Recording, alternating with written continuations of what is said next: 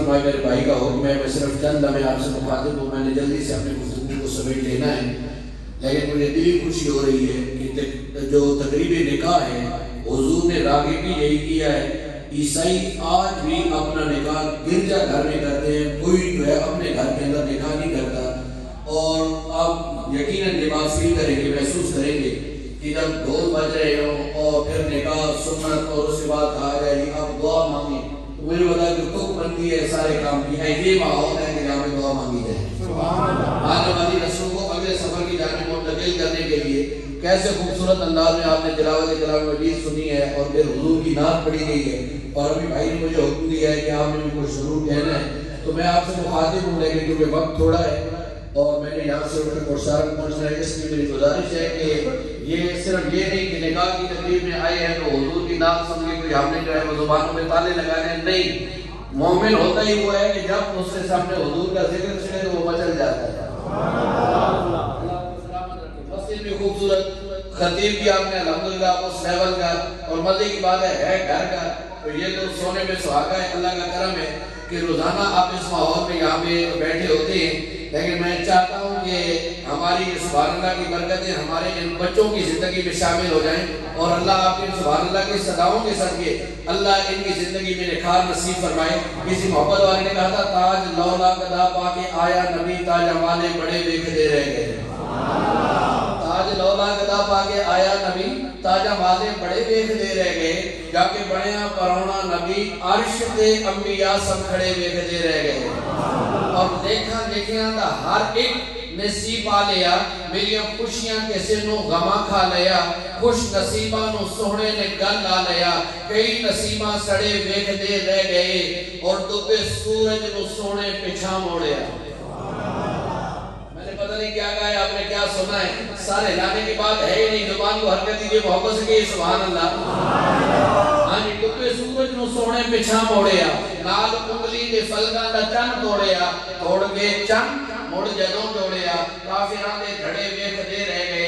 احباب مجھے کہنے دیجئے تمام تر ہم کے لائق ہے وہ معبود کائنات خدا، وہ مقصود کائنات خدا، وہ مسعود کائنات خدا، جو خالق تو حسین نظاروں کا بھی تھا، جو خالق تو من باتیں کوہساروں کا بھی تھا، جو خالق تو دل فریب آبشاروں کا بھی تھا، جو خالق تو خلق آدم کا بھی تھا، جو خالق تو معرفت شیش کا بھی تھا، جو خالق تو حکمت لقمان کا بھی تھا، جو خالق تو خطابت صالح کا بھی تھا، جو خالق تو حسن یوسف کا بھی تھا، جو خالق تو گریہ و زاریہ یعقوب کا بھی تھا، جو خالق تو عظمت و شوکت سلیمان کا بھی تھا، جو خالق تو شجر و حجر کا بھی تھا، جو خالق تو شمس و قمر کا بھی تھا۔ لیکن جب اس اللہ کی بارگاہ میں التجا کرتے ہیں کہ اے ساری کائنات کو خلق کرنے والے، ساری کائنات کو پیدا کرنے والے رب ذوالجلال، تیرا اپنا تعارف کیا ہے؟ یارو خالق کائنات اپنے تعارف میں دلیل کامل کے طور پہ خلق آدم کو پیش نہیں کرتا، معرفت شیش کو پیش نہیں کرتا، حکمت لقمان کو پیش نہیں کرتا، خطابت صالح کو پیش نہیں کرتا، حسن یوسف کو پیش نہیں کرتا، گریہ و زاریہ یعقوب کو پیش نہیں کرتا، عظمت و شوکت سلیمان کو پیش نہیں کرتا، باقی وہ رب ہو کے توجہ، وہ رب ہو کے خالق ہو کے مالک ہو کے اعلان کرتا ہے هو الذی ارسل رسولہ بالہدی، وہ اپنے تعارف میں دلیل کامل کے طور پہ یا محمد کی صورت کو پیش کرتا ہے یا محمد کی سیرت کو پیش کرتا ہے۔ تعارف میں دلیل کامل کے طور پہ پوری کائنات کو پیش نہیں کرتا، بلکہ وہ محمد عربی کی ذات کو پیش کرتا ہے، وہ کریم آقا جنہوں نے آگے کائنات کا نقشہ بدلا ہے۔ یارو آج دیکھو تو صحیح، ایک بیٹی اپنے باپ کے گھر سے روانہ ہونے جا رہی ہے، کتنا اہتمام کیا گیا، دوستوں کو بلایا گیا، رشتہ داروں کو بلایا گیا، ایک لمحے لوگ کہتے ہیں تمہاری خوشی ہو تو نبی نبی، غم ہو تو نبی نبی۔ میں نے کہا نبی نبی نہ کرے تو کیا کریں، جب تک نبی نہیں آئے تھے یہ بیٹی تو زندہ زمین کے اندر دفن کی جا رہی تھی، اسے تو زندہ زمین کے اندر کاٹ دیا جا رہا تھا۔ یہ صدقہ ہے مدینے کے تاجدار کا جنہوں نے آگے لوگوں کو بتایا اور لوگوں میرا اللہ کسی کو 2 بیٹیاں عطا کرے۔ ذرا جلدی وقت چونکہ تھوڑا ہے، میں چاہتا ہوں زیادہ نیکیاں بھی اکٹھی ہو جائیں۔ یہ الحمدللہ ہمارے بھائی ڈاکٹر صاحب نے بھی اور سارے بھائیوں نے دیکھ لیا کہ سارے احباب آئے ہیں، لیکن میرا دل کرتا ہے ہماری جھولیاں نیکیوں سے بھر جائیں. فرمایا اللہ کسی کو 2 بیٹیاں عطا کرے, وہ ان کا اچھا نام رکھے, صحیح تربیت کرے. اور تیسری بات ذرا کان کھول کے سنیے گا, اچھا نام, صحیح تربیت, وقت پہ نکاح. سبحان اللہ, نکاح کر دے. حضور نے فرمایا جھوٹ جھوٹ کے میرے ساتھ جنت میں جائے گا. فرمایا جیسے میری انگلیاں جڑی ہوئی آ رہی ہیں, وہ کچھ نصیب جھوٹ جھوٹ کے مجھ محمد کے ساتھ جنت میں جائے گا. عرض کی گئی یا رسول اللہ صلی اللہ علیہ وسلم کسی کی ایک بیٹی ہو, فرمایا اسے بھی جنت کی بشارت. اور پاس ہی سیدہ طیبہ طاہرہ عابدہ زاہدہ راقیہ طیبہ منورہ صدیق واقعی صدیقہ بیٹی حضرت عائشہ بیٹھی تھی. عرض کرنے لگی آقا کسی غریب کی ایک بیٹی بھی نہ ہو, اس کا کیا بنے گا؟ فرمایا آنا لہا, اس کے لیے میں محمد جو ہوں. محمد جو لوگ کر دعا مانگتے ہیں, خدا سے خدا جانے کیا مانگتے ہیں. کبھی بیٹھ کر التجا کر رہے ہیں, کبھی ہاتھ اونچے اٹھا مانگتے ہیں, الہی بخش دے امت کو میری, وہ کیا اور اس کے سوا مانگتے ہیں. بس یہ بات توجہ سے سنیے اور گفتگو مکمل. میرے اور آپ کے لجپال آقا حجر انور سے باہر جو تشریف لائے نا, سامنے قیدی بیٹھی ہوئی ہیں, بڑی خوبصورت بات ہے, دل میں اترے گی اور ایمان کو تازگی ملے گی. دیکھا ایک کو اچانک نگاہ اٹھی, ایک نوجوان لڑکی, سر پہ دوپٹہ کوئی نہیں, سر ننگا ہے. جیسے ہی دیکھا حضور نے سب کو چھوڑا, اس بچی کے قریب چلے گئے اور اپنی وہ چادر جس کی قسمیں رب قرآن میں اٹھاتا ہے وہ اتاری اور مدینے والے نے بچی کی سر میں رکھ دی. یہ سارا منظر نہ اس کے فہم میں بھی نہیں تھا, گمان میں بھی نہیں تھا. اب حضور نے دست شفقت رکھا اس کے سر میں اور فرمایا بیٹا تمہاری کوئی تمنا, آرزو, خواہش. آنکھیں چھلکنے لگی, برسنے لگی, آنسو گرنے لگے, ہاتھ جوڑ کے کہنے لگی لجپال میرا جی چاہتا ہے مجھے اپنے ماں باپ کے گھر واپس کر دیا جائے. کیسی بن کے آنے والی وہ نوجوان لڑکی کہنے لگی میرا جی چاہتا ہے مجھے اپنے ماں باپ کے آنگن میں واپس کر دیا جائے. حضور نے فرمایا صحابہ کون ہے تم میں جو اپنی بہن کو اس کے گھر تک چھوڑ آئے؟ 2 نوجوان صحابی اٹھے, عرض کرنے لگے یا رسول اللہ یا حبیب اللہ یہ غلام حاضر ہیں. فرمایا اس بہن کو لے جاؤ اور بحفاظت اس کے گھر چھوڑاؤ. جب راستے میں صحرا میں گئے, کھلی جگہ پہ ہوا کا جھونکا آیا, اس کے سر سے جو دوپٹہ سرکا نا تو نوجوان صحابہ کی چیخیں نکل گئی. کہنے لگے بہن تو پیچھے چل, ہم تیرے آگے چلیں گے کہیں صحرا کی ہوا تیرے پردے میں حائل نہ ہو. قدرت ہے جو راہ پر اوروں کے ہاتھی بن گئے. وہ کیا نظر تھی جس نے مردوں کو مسیحا کر دیا. توجہ نتیجہ سنیے گا. وہ نوجوان لڑکی جب اپنے گھر پہنچی, پورا محلہ اکٹھا ہوا, رشتہ دار آئے, والدین آئے. لبوں پہ ایک ہی سوال تھا, ہمارے دشمن محمد آقی صلی اللہ, منہ میٹھا کر لیجیے, کہہ لیجیے صلی اللہ, ذرا پھر لطف لیجیے سنونے کا, پھر یہ ضرور پڑھیے صلی اللہ.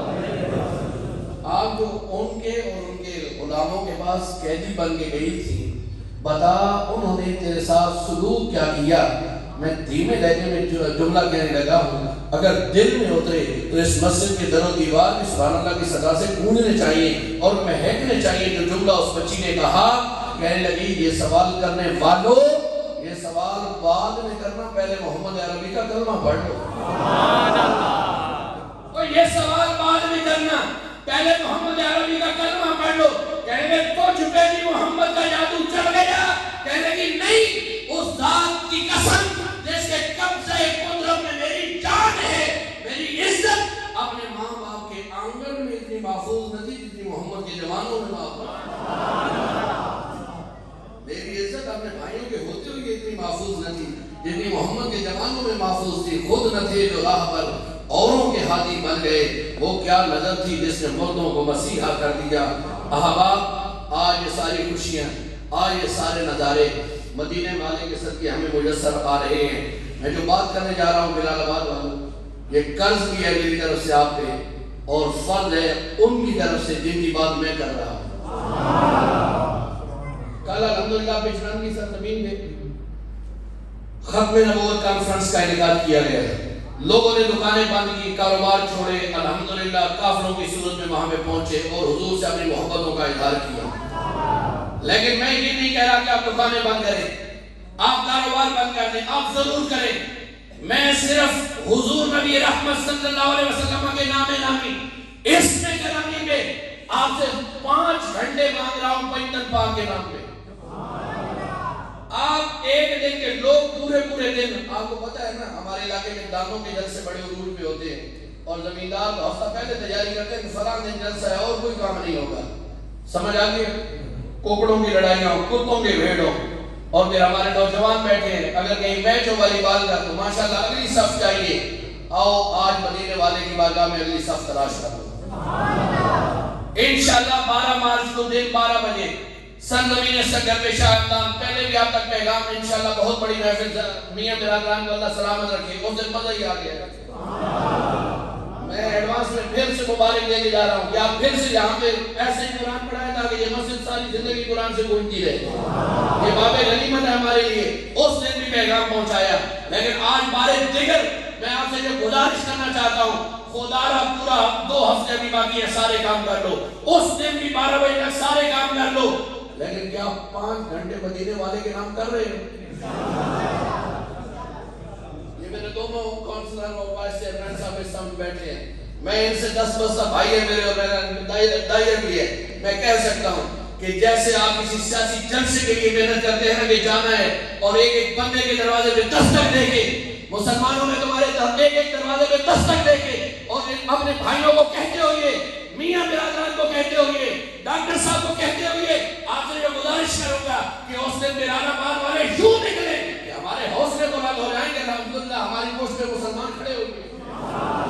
ہم نے اس انداز میں تو اب یہ نعرہ فقط اس لیے کہ مجھے حوصلہ میرا بڑھ جائے کہ آپ سارے آ رہے ہیں، 12 مارچ بروز اتوار دن 12 بجے یہاں سے نکلے، 1 بجے نماز ہوگی، 5 بجے انشاءاللہ آپ وہاں سے لوٹیں گے، اور مجھے پورا یقین ہے کہ آپ اس ہستی کو وہاں سننے جا رہے ہیں نا، اللہ نے انہیں ملکہ دیا ہے کہ پوری دنیا کے اندر وہ جا رہے ہیں حضور کی محبت کا پیغام، اور نوجوانوں کے دل کی دھڑکن ہے پیر زادہ رضا صاحب کے مصطفی۔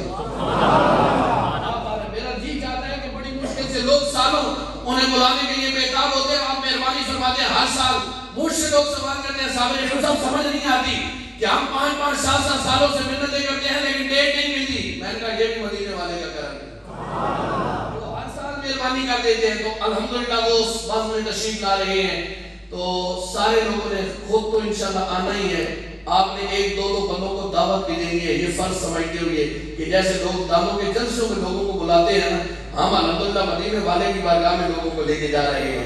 آپ لگائیے ذرا نعرہ تاجدار ختم نبوت۔ اللہ سلام رکھے۔ بلال آباد والوں، یہ حضرت بلال کے نام کے ساتھ جو آپ کا گاؤں ہے نا، اللہ حضرت بلال کی وہ ساری برکتیں آپ کو عطا کر دے۔ حضور کی محبت میں گرم ریت پہ لٹایا گیا، سینے میں پتھر رکھے گئے، ہاتھوں میں میخیں گاڑی گئی، اور لوگوں نے سوال بھی کیا کہ اگر کسی کو سزا ملے تو اسے رونا آتا ہے، تو مسکراتا ہے، فرمایا تمہاری نظر میں مار ہوتی ہے، میری نظر میں چہرہ سرکار ہوتا ہے، میرے سامنے جلوہ یار ہوتا ہے۔ تو انشاءاللہ مجھے پوری امید ہے کہ اس دن سارے قافلے، سارے راستے یہاں بالکل شارٹ کٹ شاہ ہمدان تک پہنچیں گے، اور یہ پگوں والے سارے بابے وہاں میں مجھے نظر آئیں گے۔ میرا دل انشاءاللہ باغ باغ ہوگا کہ ہم جو کام کر رہے ہیں آپ نے وفا کی انتہا کی ہے، اللہ آپ کو سلامتی نصیب فرمائے، اور اللہ ہمارے بچوں کو جو ہے زندگی کے اندر بے شمار برکات سے نوازے۔